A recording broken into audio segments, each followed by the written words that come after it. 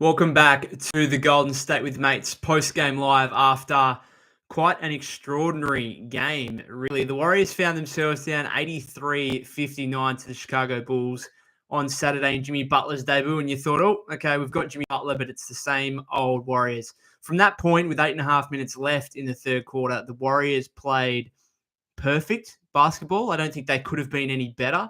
They closed the game from that point after being down 24 on a 73-28 run, including what was at one point, as Stan Decker says here in the comments, a 56-13 run.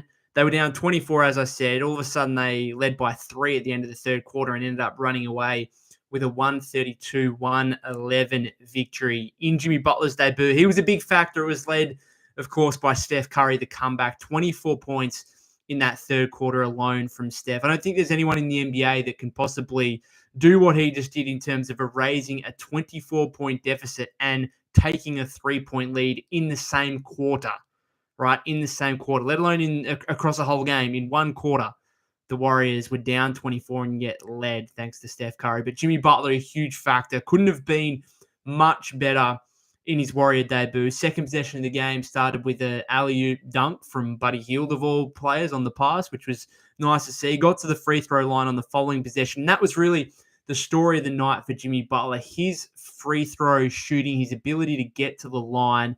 The Warriors entered this game 27th in free throw attempts and dead last in free throw percentage. Jimmy Butler, in his first game with the Warriors, breaks a franchise record for most free throw makes with 11 out of 13 from the line, which again is a record in Warrior franchise history from a debut, from a player debuting for Golden State. So Jimmy finishes with 25 points. I thought he could have been more aggressive in the first half, particularly in the non-Steph minutes. The Warriors actually led 34-28, I think, at the end of the first quarter, or 34-31, I think, at the end of the first quarter after the Bulls hit a late three. So they led 34-28 at one stage, and then I think the Bulls went on a 22-2 run, completely flipped the game in that first half. And part of it was, I think, Jimmy probably not being aggressive enough in that first stint with Steph off the floor. At the end of the first half, I think Buddy Hield had taken like 11 or 12 shot attempts.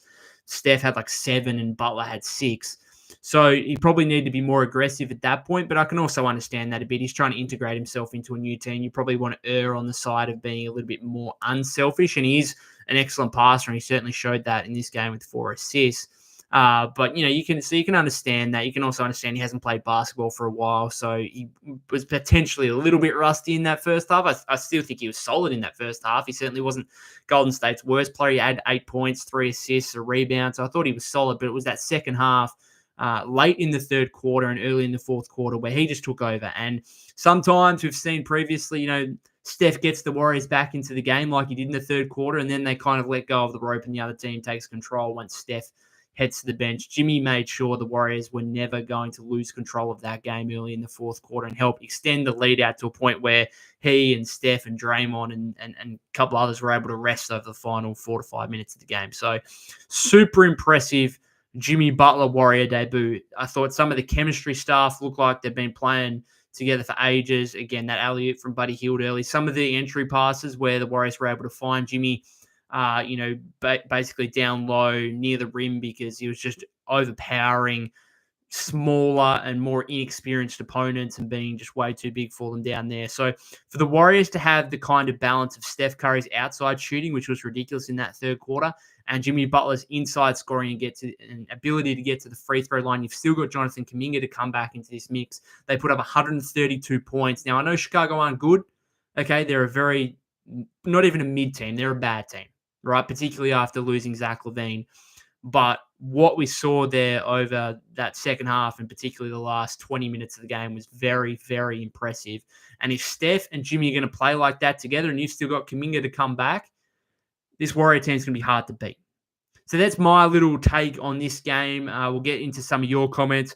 VGHXST, that's your username. I'm calling you Ghost. It's just easier to say for me. Says, can't wait for JK to come back. I'm loving Butler because the constant chucking of threes had to stop at some point. Yeah, again, I think that first stint where Steph was off the floor, we were still chucking threes. And at some point, I was like, okay, Jimmy's got to try and make a play for himself here, try and get to the free throw line, try and get some points on the board because the Warriors were just jacking threes and they were missing, and it allowed the Bulls to go on a bit of a run. I also did think, like, if you do give the ball to Jimmy to make a play, and I tweeted this out, like if you do give the ball to him to make a play, then oftentimes there are still pretty mediocre shooters out there. The defense will collapse and you're going to end up with a wide open three anyway, even if you're trying to get Jimmy a play.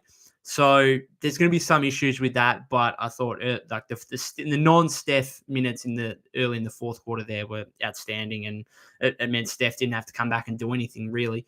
Also says here was a reason why, because we actually exploited mismatches, and we should continue to do that with Butler, JK, and you even saw Moody when he had a smaller player on the block. He took advantage. I like what I saw.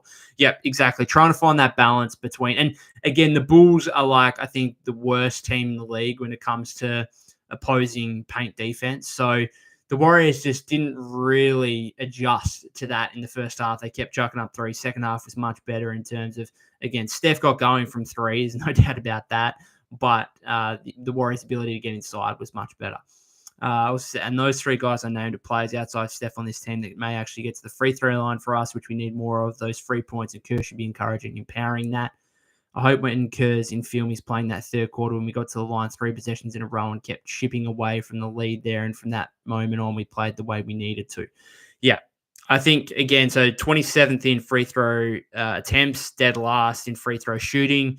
I would imagine Butler's presence alone should push the Warriors maybe into the top 20 of both. I still don't think they're going to be a great free throw shooting team or free throw attempting team, but Butler alone could probably push that up a fair bit to maybe league average, just below. And then Kuminga, we know he gets the line. It's still a work in progress for him to actually make his free throws, but he was obviously very impressive prior to his untimely ankle injury.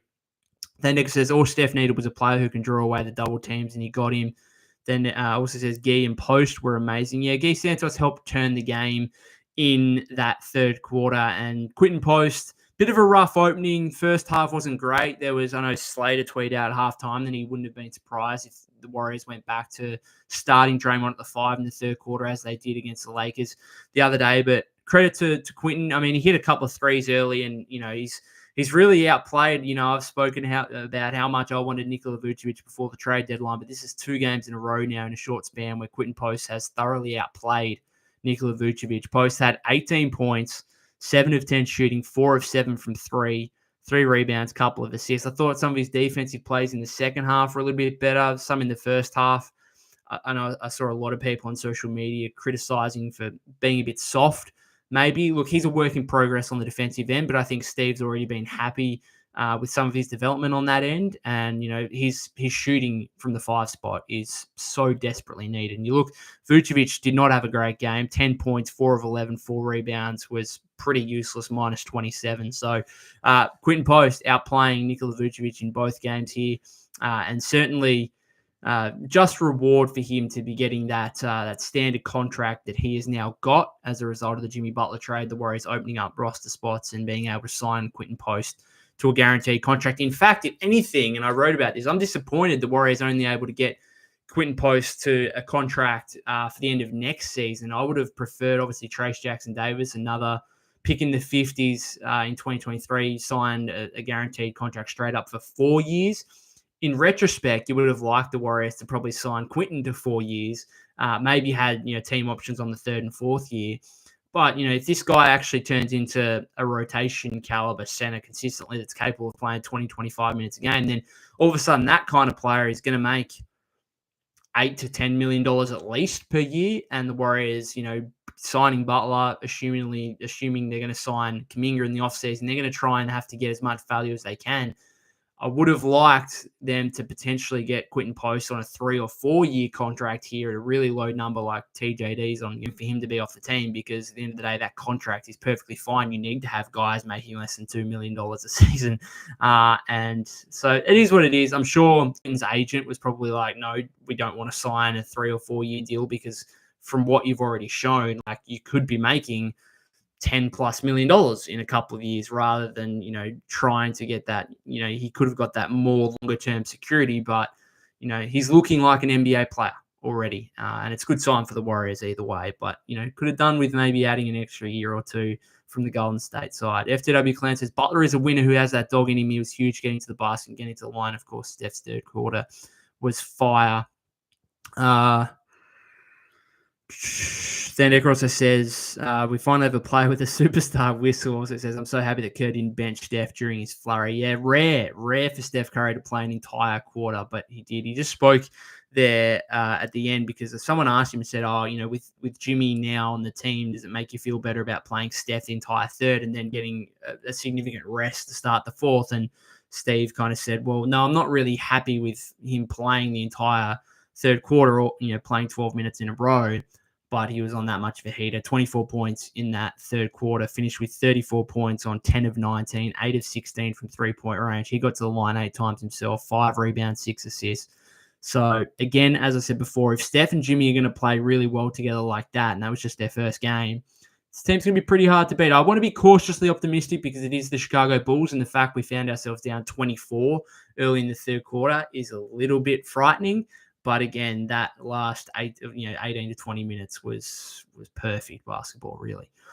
Empire says, what is great about Jimmy is that when he drives to the rim, he doesn't get the ball ripped as much as Wiggins and Kuminga does. Good point. Very good point. You often see some turnovers there, and with JK and previously Wiggs, obviously, but Jimmy, very, very strong ball in hand, and his ability to also break the paint as well. Like the Warriors don't have too many guys that can even get to the paint, let alone actually finish. So his ability to break the paint, he had like one in that fourth quarter there where, he got to the paint, caused the defense to collapse. Quinton Post had a wide open corner three, nailed it. So, his passing as well, once he actually gets to the paint, had a couple of, drop off passes in the first half. I think Looney got a layup at one point, just good, nice, easy offense that is actually, it's a refreshing sight for Warrior fans. Like oftentimes through these last couple of months, offense has been really, really difficult. And it's just been a case of chucking threes and hoping for the best. And, Jimmy Butler brings a different dynamic now. Quinton says Jimmy was so passive in the first half. Happy he woke up. Yeah, like he was a little bit passive. You would have liked him to be more aggressive, but again, I think it's coming to a new team, even though he's done it multiple times before now. Like it's not necessarily. I'd imagine it's not necessarily the easiest thing to do. You're just trying to play within the flow of the offense, and I actually thought that was really good to see as well that Jimmy was so effective in the Warriors system. Like I didn't think the Warriors necessarily. Now they did make a big difference from the first half to second half in terms of being more intent on getting inside against the Bulls' lackluster interior defense as opposed to just chucking threes.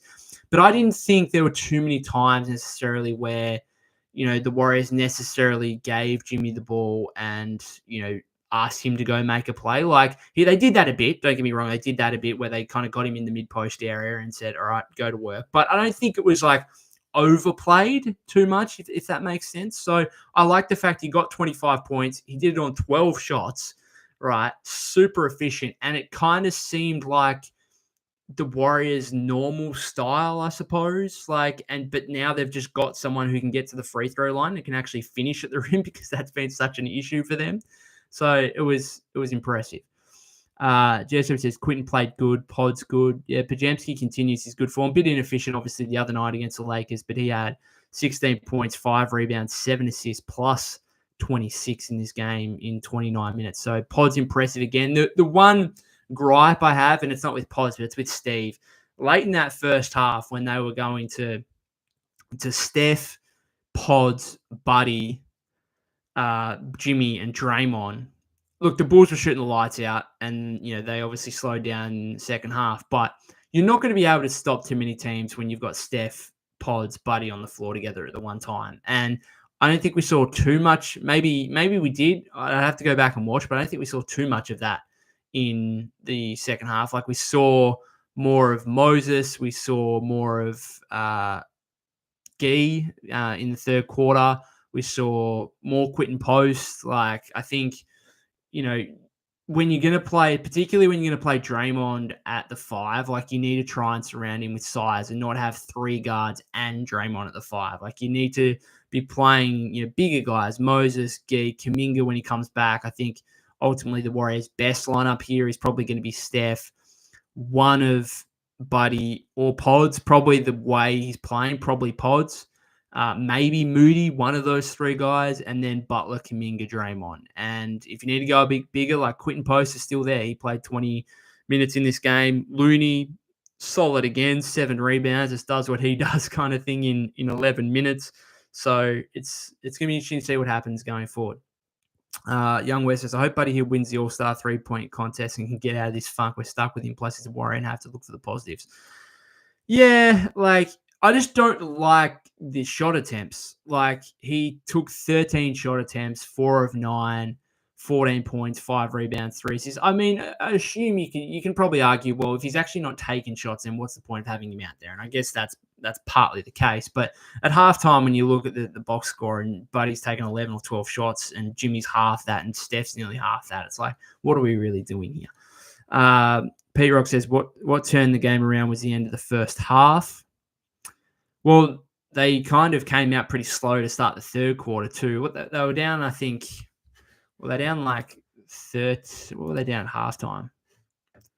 Threes. They were down 14 at halftime. Then the Bulls came out, I think, on a 13-3 run maybe at the start of the third quarter. But 8.5 minutes to go, that's in the third. That's when things just abruptly turned in a way that I don't think we've ever seen in a game this season to date.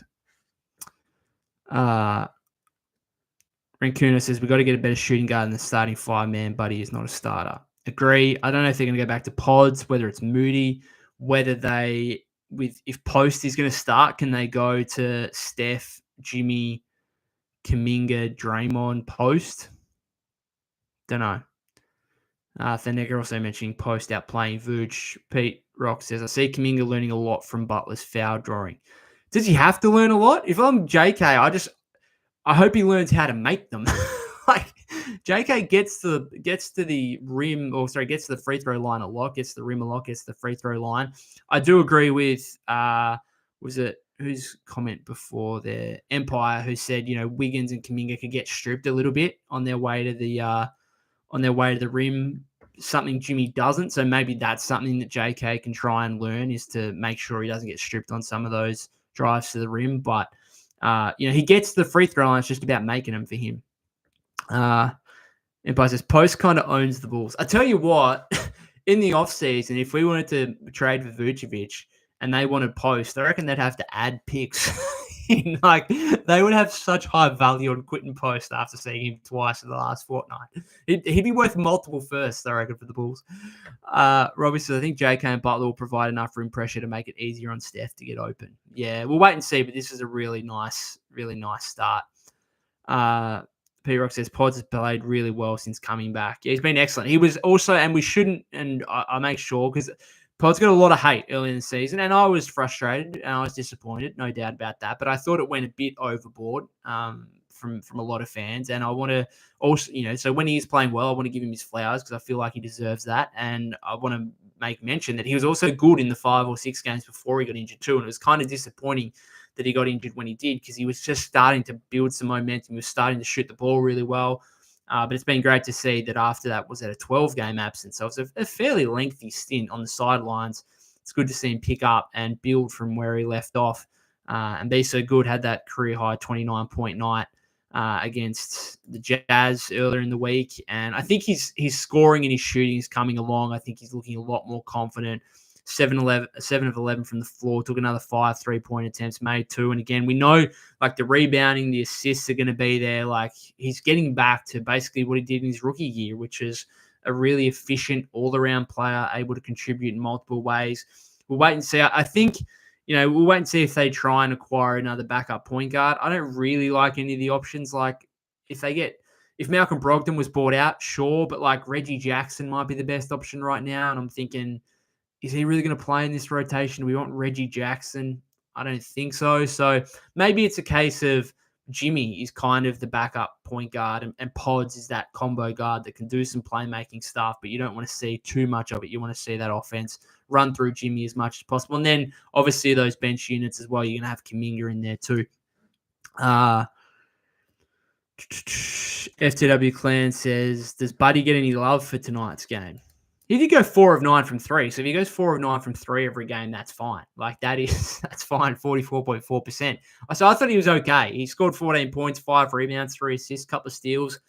I thought he was okay. But it's about the consistency. Like, he's capable of that. He's capable. He's shown he's capable of, 14, 18, 20-point games. Like, he is capable. It's just about finding the consistency and being able to, particularly if the Warriors make the playoffs, like, at the end of the day, you want to go into every playoff game kind of knowing what you're going to get from, every player. And, Buddy Hield, unfortunately, the gap between his best and his worst is just too far at the moment. And probably has been throughout the entirety of his career. But, he's going to have his good games. And this one was solid enough. I just, sometimes I think, he probably should pull back on the non-3-point attempts, and maybe some threes aren't great looks either. But, we can't have everything, can we, with Buddy Hield. PM says they need to sign Kevin Knox, bro, for bench points. I agree with that. I wouldn't be surprised. They've got 2 roster spots to fill now, with obviously Post getting a standard deal. So wouldn't be surprised if Knox gets one of those and they look at a buyout guy once it starts to materialize. Obviously, Ben Simmons no longer available, but we haven't seen anyone else really get signed here recently that would have been a legitimate option. So maybe wait another week to 10 days, see what materializes, and potentially they sign a guy to a 10-day in the meantime. We'll wait and see, but they've probably got to wait to see what options become available, whether they go for a backup point guard, whether they try and get another stretch 5. I don't know who would become available. I know last live stream we talked about Kelly Olynyk, but he's actually got a contract for next season, so I doubt he's getting bought out. But again, we'll wait and see. Empire says with Kuminga and Jimmy, the Warriors can finally get more foul calls. Then Dex says Steph and Jimmy combined for 59 points. Again, third time I'll say it, if they played that well together, it's going to be hard for other teams to beat Golden State. We should try to find a 3-and-D 2 guard to play next to Steph. Imagine if this team right now had D'Anthony Melton, a fully fit, up and about D'Anthony Melton, which I suppose we probably wouldn't have had Butler if Melton didn't get injured, because Melton got flipped for Schroeder, who then got flipped for Butler. But, he'd be perfect. If you could have, Steph, Melton, Butler, Draymond, and then you got Kuminga still off the bench, Pods off the bench, Buddy Hield, being still part of the rotation, but not being as big in as big a role, you could say. Melton would even be more perfect for this team now that they've got Butler. So hopefully the Warriors can bring Melton back in free agency. That would be ideal. Then as we play Milwaukee next, they've been good recently. Yeah, that'll be a big test. Trying to play some good teams. Again, it's an impressive start. It's slightly disappointing they got down 24 points and then had to reel off a 73-28 run like they did. But it was good to watch regardless. I am, again, thinking they did come against Chicago. Not a great team. We'll wait and see what they can do against some of the better teams, particularly once they start facing some West teams and teams that they're really battling with to try and make the playoffs.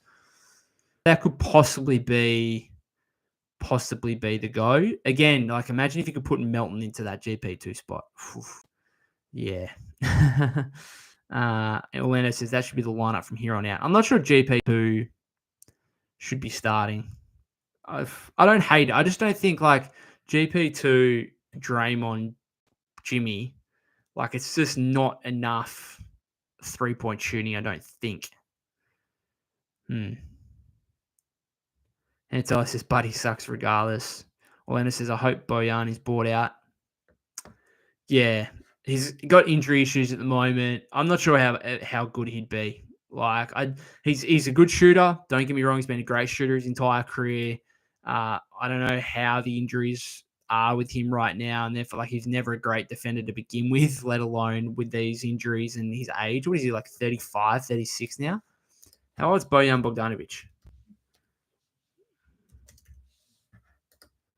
He is 35, yeah. So, I don't know. You'd have to do your due diligence on him in terms of can he actually provide you anything over the remainder of this season. But the only thing I will say about him is, yes, he's not a great defender, but he at least does have some size, which, again, is my biggest issue when some of these 3-guard lineups with Steph and Pods and Buddy Hield, who are 6'4" and under. Bogdanovic is 6'7", isn't he? Am I right in saying that? I think he's 6'7". He is 6'7", according to Wikipedia. Orlando says, go get Melton this offseason. Yeah. I think ideally this offseason, you go get Melton on a minimum. Perhaps you re-sign GP2 and Looney on minimums. Although I'm not sure do you need to re-sign GP2 if you're going to get Melton? I suppose, because you're not going to sign Melton thinking, oh yeah, he's going to be playing 50 plus games. Like you'd probably be signing him with the expectation that he'll play like 30, and then anything more than that's a bonus. Steve says, yes, Warriors and Raptor fan here. Good to have you in the chat. Hensela says, get Bojan Bogdanovic for the bench.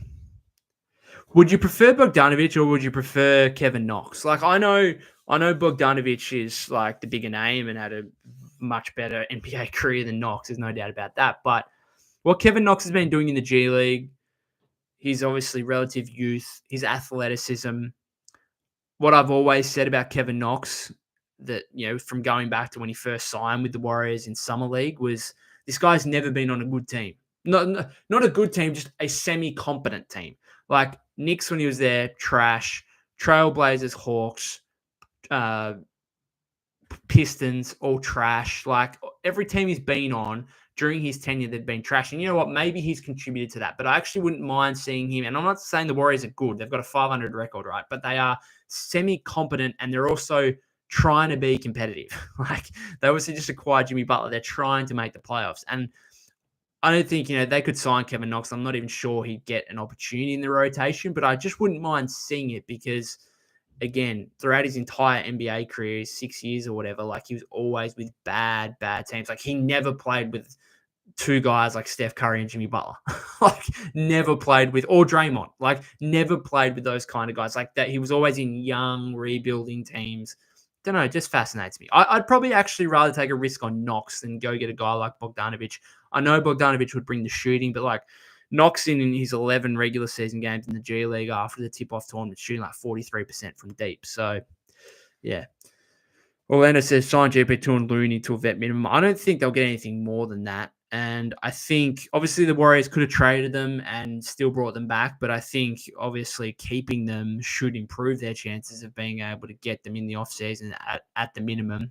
You see like the likes of Tyus Jones, Gary Trent Jr. get minimums last offseason. I'm not sure GP2 and Looney are getting any more than that this time around. PM says they can make Gee as a shooting guard. Is his perimeter defense good? I mean, I suppose Buddy's not offering too much in perimeter defense. I just I would almost like Gee to play more, Gee and Moses, because at least like they might have defensive limitations, but they also like they're bigger at least, and I think it allows you to compete a little bit more. They're a bit better on the glass, and therefore like is Buddy Hield? I suppose Steve would just point to the threat of Buddy Hield as a shooter and say defenses guard him in a way that they simply do not guard Moses Moody, Gee Santos. And that's the difference. That's why he's starting over those guys. Orlando says that it's enough three-point shooting with Steph, Draymond, Post. It'll work. Trust me. Okay. That's with GP2 and Jimmy also there. And so it says Chris Boucher would work for this team as a stretch five. Yeah, possibly if he's bought out. I'm not sure if that's going to be the case, but we'll wait and see. I'll tell you what, who would have been good. We were looking at Vucevic, obviously, before the deadline, but Jalen Smith was huge in this game. In the first half, anyway, it's like 15 points on a perfect 5 of 5 shooting, I think, in the first half. He was massive. Gamer F2P says, all I'm going to say is Jimmy Butler. Orlando says, I prefer Bojan. Fair enough. PM says he's like 6'9", Kevin Knox. I always thought Kevin Knox was 6'9", but I think he's only listed at 6'7", but he's athletic, can shoot a little bit. Obviously, real question marks on, is he a Warrior-style player, bit of a shot chucker, we get it, but the Warriors actually kind of need some shooting size, athleticism at the wing spots. Steve says, Kerr needs to play more size, Knox for one of the spots. Lano says, I like Chris to be an addition. Is that in Chris Boucher, you mean? Game Ref to says, Knox deserves the run, but he's 6'8". Kerr won't bring him up. Knox is a true power forward. Yeah, like he's the 3-4. Probably more of a 4, particularly in the Warrior system. Orlando says, we're going to need all the cheap deals we can get. Jimmy just quietly, this is getting into the real nit and grit of salary cap stuff, but Jimmy waiving his trade bonus is actually really important because it allows, so he only had like a $418,000 trade bonus, but he waived it, which means the Warriors are like 1.8 million under the tax rather than 1.4. And all that does is allow the Warriors to actually sign guys earlier, right? Because these minimum contracts are prorated. It allows them to sign guys earlier. And then obviously if you sign guys later, then the good players in the buyout market will probably already be gone. And also the fact like it actually just limits the time that they're able to make an impact if you've got to wait before you can actually legally, according to the CBA, sign a guy. So that's actually, even though it's only 418,000, which isn't much, obviously in NBA terms, that's actually pretty important that Jimmy waived his trade bonus. But probably the least he could do after he got a $112 million extension. Well, that $112 million extension is looking good based on one game. I'll tell you that much. Robbie says, assuming we re-sign JK and bring back Loon and GP2, would we have the money to get one more person? Not more than a minimum, which could Melton be had for a minimum? What's his relationship like with the franchise now? I don't know. Like you look at guys like Tyus Jones and Gary Trent, and they haven't necessarily had great seasons, but like that was surprising when they got minimums. And the other hope is now, like come free agency, the fact the Warriors have Steph and Jimmy, hopefully that's like an incentive factor. But the Warriors don't necessarily have, if you look at the payroll, they don't actually have too many actual options in free agency next year. Like they've got a lot of like Steph, Jimmy, Draymond, Buddy. That's 4. Let's say they re-sign Kuminga. That's 5. Moody is 6. Pajamski is 7. Jackson Davis is 8. Gee, I suppose Gee has a non-guaranteed, so that's 9. Quinton Post is 10. So technically, like they're going to keep Gee around because he's on a small number. So that's basically 10 players. Now they can make trades and open up spots. We understand that, but 10 guys are contracted for next season. So that leaves them with, they're not going to sign 15 guys. That leaves them with 4 basically, which is going to be, hopefully, I suppose, Looney and GP2. And then they're going to have 2 other spots. We'll see obviously what they do over the remainder of this season because they're still going to sign 2 more guys anyway over the remainder of this season. They could just probably forego bringing GP2 back if they got Melton. But again, I don't know how much you trust Melton's body. Obviously, he's going to miss the start of the season, you'd imagine.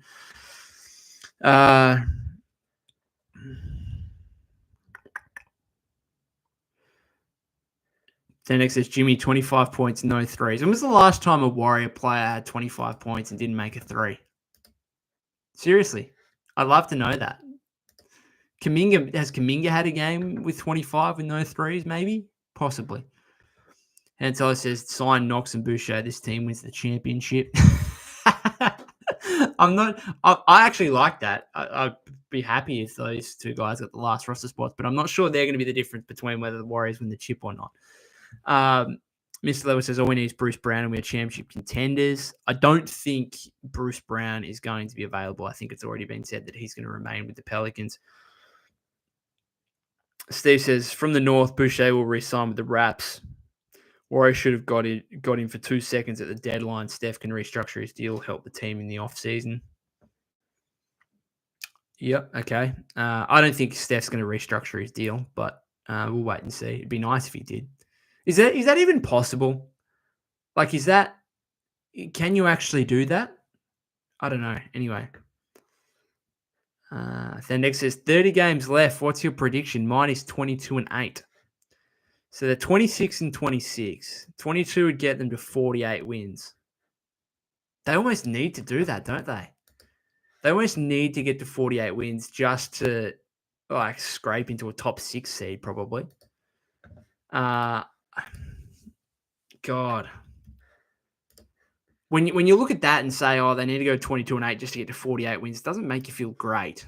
But then I suppose you look at the standings here. They're currently Phoenix win or lose over Denver?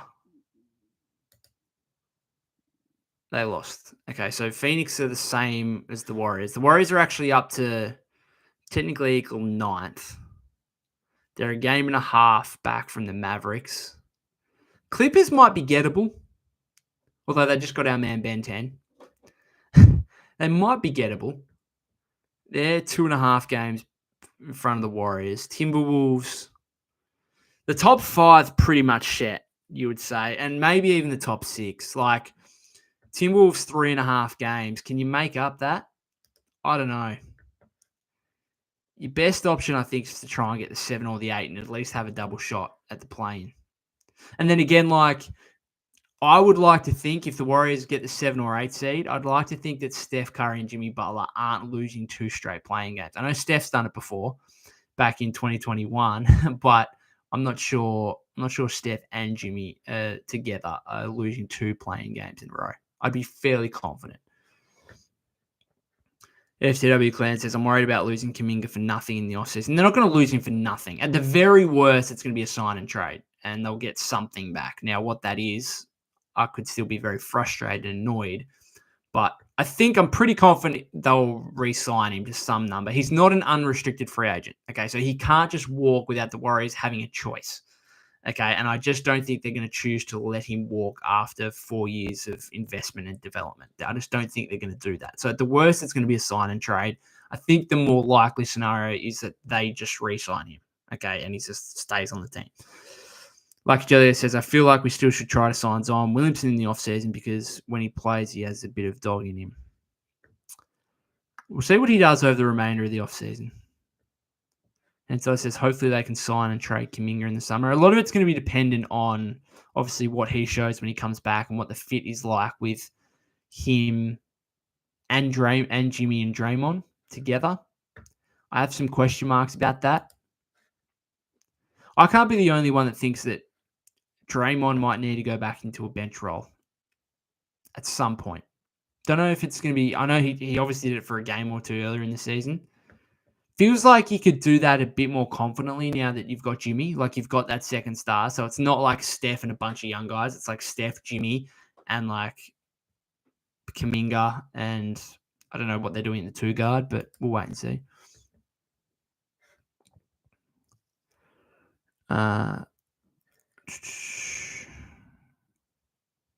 Orlando says, go get Melton GP2 Looney this offseason. Mr. Level says, I still think Warriors will be in the KD sweepstakes in the offseason. Suns are in trouble. Possibly. They could just flip. They wanted to do the 3-team trade where Butler went to Phoenix and KD went to Golden State in the at the trade deadline, obviously. And KD didn't want to do it. So Warriors like, all right, we'll just take Jimmy.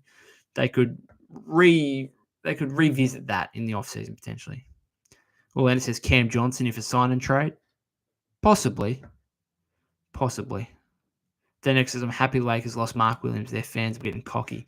Yeah, that's a weird situation, isn't it? He's obviously just failed the physical exam and his body's cooked. So that's interesting. That'd be awkward for him having to go back to Charlotte, Dalton Connect, Cam Reddish having to come back to the Lakers. And now the Lakers are left with no real centers. Jackson Hayes still. So interesting. They won today. Without LeBron and Luka, Austin Reeves went big.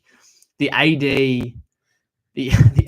debut in Dallas, I got up. That started at 7 a.m. my time this morning. I got up early for it, and he was monstrous in the first 5 or 6 minutes, and monstrous for the game. And then in typical AD fashion, he got injured. I don't mean to say say that badly, but like it was kind of a classic Anthony Davis game. His Maverick debut, he was excellent, doing a lot of everything on both ends of the floor, and then he got injured in the second half.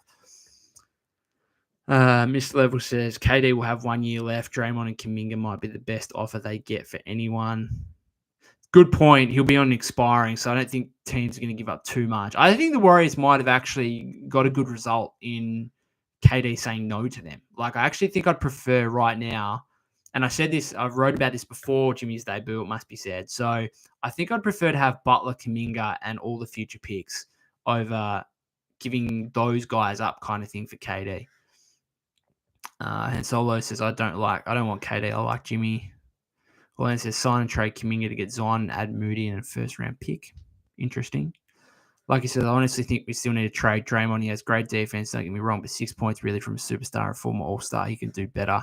Well, Draymond's not a superstar, and he's not an all-star anymore. Like 6 points, 4 rebounds, 7 assists, 3 steals, couple of blocks. He was solid in this game. He's so offensively limited that it kind of provide Steve with issues in terms of the lineups to play around him. Fenix says, I don't want KD back. Elena says, I'd rather have Zion, Steph, JB, Zion, and Draymond. Again, questionable shooting. Do we really want to give up Kuminga for Zion? Don't know. I'd almost actually rather give up Draymond for Zion and have Kuminga and Zion together. I don't know. Then Fenix says, we actually kept our future with the Butler trade. Can't do that with KD. Yeah, we wouldn't have done that at the deadline. Don't know where his value was sitting, whether it'll fall in the offseason when he's technically on an expiring. Anyway, I'm going to finish it up, guys, because I've got to head off. Thank you very much to everyone who was in the chat. Much appreciated to anyone who is watching on the replay or via the live stream. A very impressive debut performance from Jimmy Butler. 25 points, franchise record for made free throws in a Golden State debut. Was fantastic, particularly the last 20 minutes or so where the Warriors finished on a 73-28 run to overturn what was a 24-point deficit into a 21-point victory. Warriors play the Bucks in a couple of days. I'll be back for a live stream after that one. In the meantime, if there's any notable news in terms of additions to the roster or anything like that, I'll be back for another podcast. Thanks to everyone again for tuning in.